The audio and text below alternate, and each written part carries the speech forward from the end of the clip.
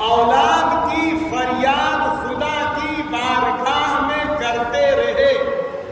سالہ سال گزرتے گئے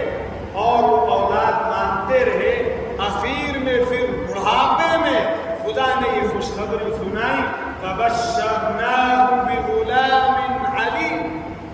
یہ بشارت اولاد کی اخیر، بہت بڑا میسج اور بہت بڑا پیغام اس کے اندر یہ ہے کہ ایک مسلمان اگر اولاد کا سوال کرے گا تو صرف اور صرف اپنے پروردگار اور خدا سے کرے گا۔ کہیں ایسا نہ ہو اولاد آپ کو نہ ملے، آپ ڈاکٹر کے پاس جائیں،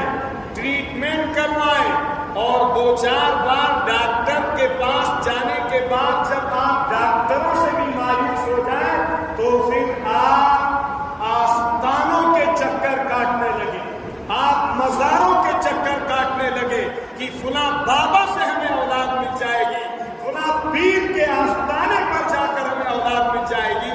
اور اس سے بڑھ کر انتہائی دکھ کے ساتھ، انتہائی غم کے ساتھ آج ہماری کمیونٹی کا ایک بڑا طبقہ، خصوصاً ہمارے